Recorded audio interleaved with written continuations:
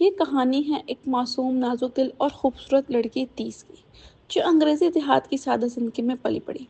اس کا تعلق ایک غریب کسان گھرانے سے تھا جہاں وسائل کم تھے مگر خواب ابھی باقی تھے۔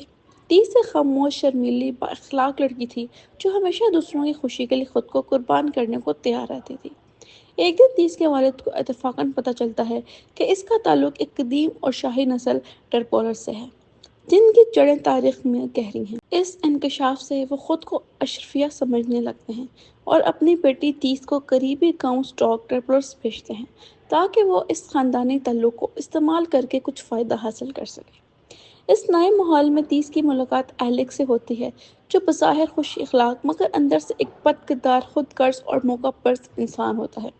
ایلک تیس کی معصومیت اور کمزور حالت کا فائدہ اٹھاتا ہے۔ وہ اسے جذباتی طور پر الجھا کر ایک رات اس پر ظلم کرتا ہے، وہ ظلم جس نے تیس کی پوری زندگی کو اندھیرے میں دھکیل دیا۔ تیس حاملہ ہو جاتی ہے اور ساری زندگی کا بوجھ تنہا اٹھانے لگتی ہے، لیکن افسوس وہ معصوم بچہ کچھ مہینوں بعد وفات پا جاتا ہے۔ تیس کو نہ صرف اپنا غم کا سامنا کرنا پڑتا ہے بلکہ سماج کی بے رحم نظریں اور طعنے بھی سہنے پڑتے ہیں۔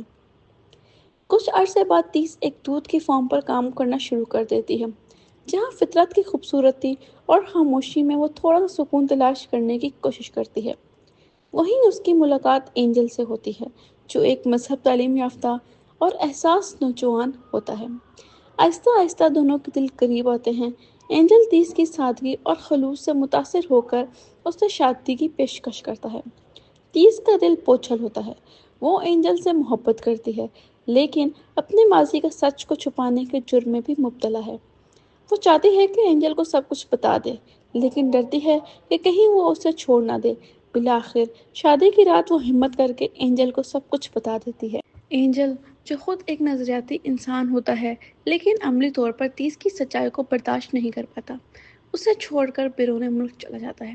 تیس ایک بار پھر تنہائی، غربت اور شرمندگی کے اندھیروں میں ڈوب جاتی ہے۔ پھر ایک دن برسوں بعد اینجل واپس آتا ہے۔ وقت کے ساتھ نہ صرف جسمانی طور پر تھک چکا ہوتا ہے بلکہ جذباتی طور پر بھی ٹوٹ چکا ہوتا ہے۔ دنیا کو دیکھنے کا اس کا انداز بدل چکا ہوتا ہے۔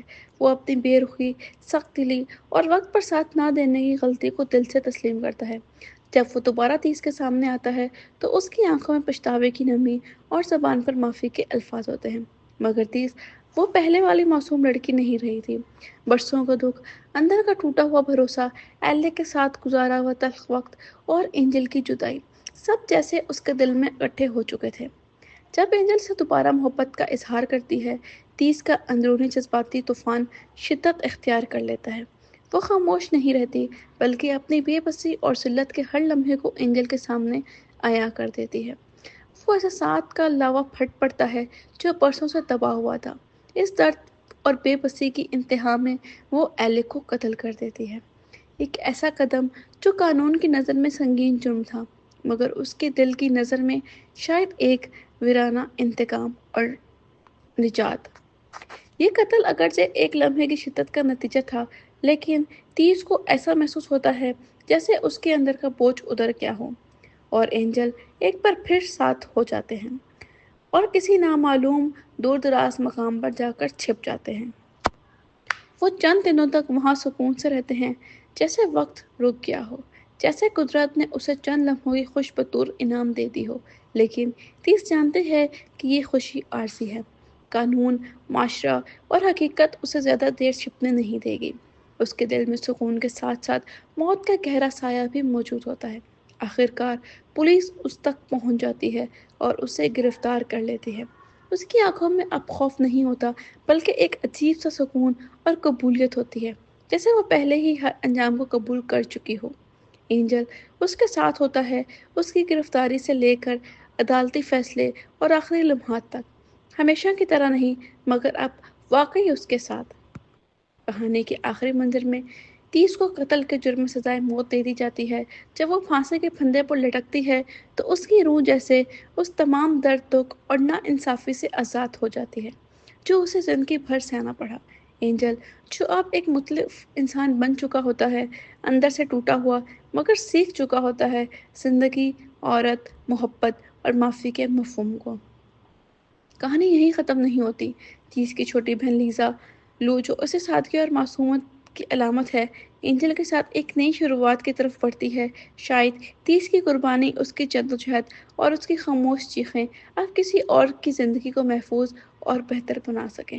ہمارا معاشرہ مرد کی کمزوریوں کو نظر انداز کر دیتا ہے، لیکن عورت کے ماضی کو اس کی پہچان بنا کر ساری زندگی اسے مجرم بنا کر رکھتا ہے۔